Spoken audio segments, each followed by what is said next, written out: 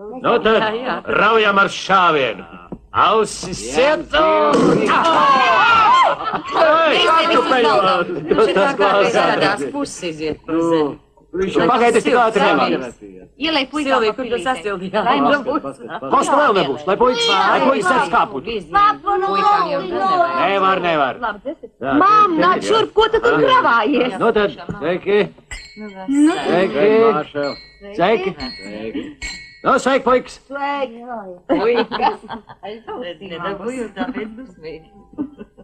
Mam, jums tāpat kā jaungadā ir katram maza dāvana. Oho, tad rāda šurpam. Tas tev, Silvija.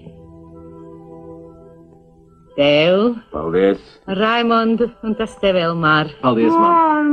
Neņemiet ļaunā manas vedekliņas un mani mazdēliņi, bet man... Es degu ziņkārē. Ei, kaut kas grab. Te dod es attaisīšu. Lai. Nē, labāk es. Pagaid, es pats attaisīšu. Nu, mierā. Mīļie. Mana Anniņa un Žanītis. Žanītim lence notrūkusi. Es būtu piešūs nepamanīju. Es nemaz nezināju, ka tu glabā manas lēles, man. Tas tava mašīna. Vēl.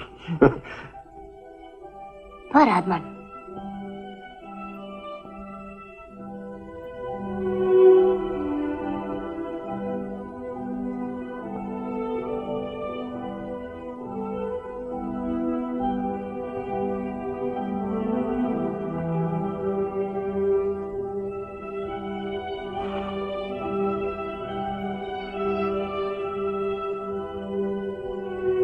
Romantiķi.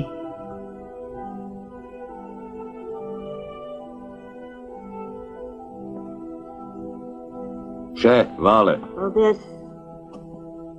Puikas, nu šī mēs redzēšu. Puikas, ko es tev? Māk, dod. Dod. Nedod puikām.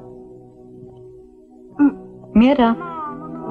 Stevējies pats. Mamma teica, taču mums atļāva. Teica, darīs ar tādu mašīnu, viņam ir liela mašīna. Viņš es nemaz neprot ar tādu mazu mašīnu spēlēt. Es tomēr teikšu dažus vārdus.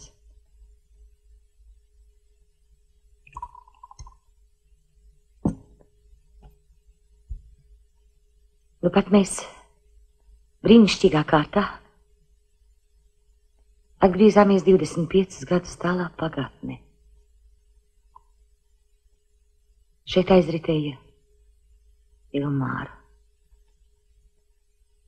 Raimunda un Silvijas bērnība. Toreiz Elmārs vēl nezināja, ka visu savu mūžu nosēdēs piepīpētā redakcijā. Raimonds sapņoja, ka būs sacīgs braucējs un saņems diploms un medaļas. Viņam pat prātā neienāca, ka būs inženieris kolhozā un saņems... Jā, un saņems rājienus. Ne jau tikai. Mums ir 5 uzslavas rakstu un visi ierāmēti. Nu, beidz. Tāpēc Silvija nedomāja, ka kļūs ārste. Katrs sapņoja savu sapni. Bet mamma par visiem kopā. Tas ir vienkārši lietiņas, kuras mamma saglabājusi tik daudzus gadus. Jo tās glabā nākotnes izjūtu, laimes gaidas. Un tas, kas apaudzis ar sapni, tas ir dzīvs.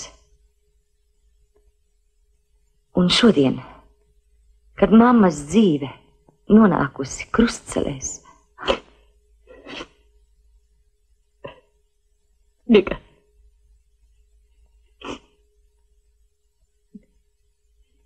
Māja, kas tev? Beidz, Gundaga.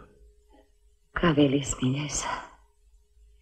Labi, pacelsim kausus par jaunu dzīvi.